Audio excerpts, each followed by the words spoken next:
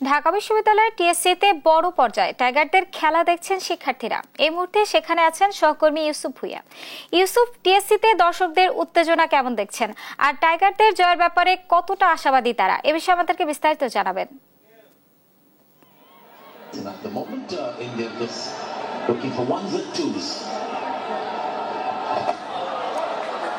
বাংলাদেশের বিপক্ষে আসলে হাই ভোল্টেজ ম্যাচে ভারতের বিপক্ষে বাংলাদেশ লড়াই করছে। ইতিমধ্যে আপনারা জানেন আসে 135 রানের মধ্যে 134 রানে আসলে 5 উইকেটের পতন ঘটেছে ভারতের। শুরু থেকে আসলে ভারত অনেকটা আক্রমণাত্মক থাকলেও বাংলাদেশ আসলে অনেকটা নিয়ন্ত্রণে নিয়েছে ম্যাচের এখন পর্যন্ত বলা চলে। 134 রানে আসলে 5 উইকেট হারিয়েছে আসলে ভারত।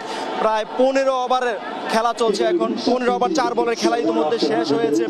আপনাদেরকে আসলে জানিয়ে রাখি, এশিয়া কাপে যে সুপার 4-এর ম্যাচ চলছে ভারতের বিপক্ষে বাংলাদেশের, সেখানে আসলে 4 পরিবর্তন নিয়ে বাংলাদেশ ম্যাচটি শুরু করেছে।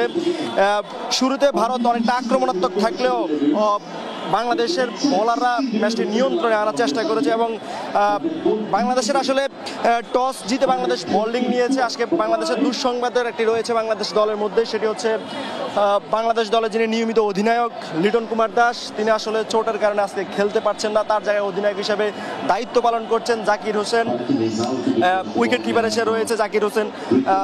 আমরা আসলে রয়েছে এখন রাজধানীর ঢাকা বিশ্ববিদ্যালয়ের টিএসসি চত্বরে। এখানে আসলে আপনারা দেখতে পাচ্ছেন স্ক্রিনে হাজার হাজার দর্শক আসলে খেলা দেখছেন। ঢাকা বিশ্ববিদ্যালয়ের শিক্ষার্থী থেকে শুরু করে সাধারণ যারা দর্শক রয়েছেন তারা সবাই খেলা দেখছেন।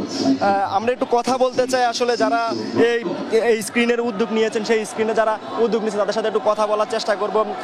আমাদের সাথে আছেন ছাত্রদল নেতা এবং যিনি ঢাকা বিশ্ববিদ্যালয় ছাত্র সংসদ নির্বাচনে জিএস প্রতিপ্রার্থী ছিলেন, তার সাথে আপনারা তো এখানে খেলা দেখার ব্যবস্থা করেছেন, বাংলাদেশ দল খেলছে ভারতের সঙ্গে, কেমন দেখছেন? আমরা তো খুবই ভালো দেখছি, কারণ আমরা এই আয়োজন করার মাধ্যমে একটি বার্তা দিতে চাই যে আমাদের তারুণ্য সমাজ তার জন্য বিপদগামী না হয়ে জ্ঞান বিজ্ঞান সংস্কৃতি এবং ক্রীড়া চর্চার মাধ্যমে এবং সংস্কৃতি চর্চার মাধ্যমে তারা যেন সঠিক পথে থাকে এবং ঢাকা বিশ্ববিদ্যালয়ের শিক্ষার্থীরা যেন তাদের গ্র্যাজুয়েশন কমপ্লিট করে একটি দক্ষ জনসম্পদে রূপান্তরিত হয়, বিপদগামী না হয়, এই জন্য আমাদের আয়োজন করা। এবং আমরা বাংলাদেশ জাতীয়তাবাদী ছাত্রদল এই জন্যই কিন্তু আয়োজনটি করেছি, যেন সকলে একসাথে ঐক্যবদ্ধ হয়, ঢাকা বিশ্ববিদ্যালয়ের শিক্ষার্থীরা এই খেলাটিকে উপভোগ করতে পারে।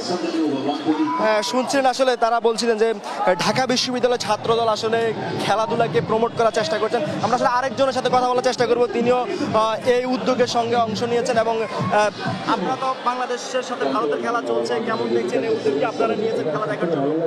বাংলাদেশ বনাম ভারতের যে মধ্যকার ম্যাচটি, এটি খুবই উপভোগ্য এবং আমরা বাংলাদেশ জাতীয়তাবাদী ছাত্রদল ঢাকা বিশ্ববিদ্যালয় আমরা শিক্ষার্থীদেরকে খেলামুখী করার জন্য আমরা চেষ্টা করেছি শিক্ষার্থীদের জন্য আয়োজন করতে। এবং আমরা পাশাপাশি আমরা আগামীকালকেও বাংলাদেশ বনাম পাকিস্তানের যে মধ্যকার ম্যাচটি রয়েছে আমরা সেটিও টিএসসিতে দেখাবো।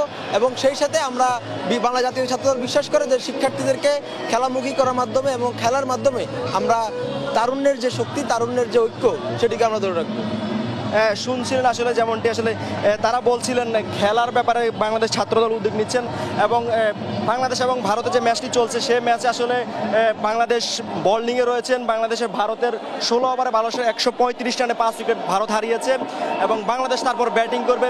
আসলে দর্শকরা বলছিলেন, আসলে আমরা এখানে যারা ছিলেন দর্শক তার সাথে কথা বলার চেষ্টা করেছি, তারা আমাদেরকে জানিয়েছেন বাংলাদেশ ভালো খেলবে এবং জয়ের জন্য তারা আত্মবিশ্বাসী। এখানে এই ছিল টিএসসি চত্বর থেকে সর্বশেষ।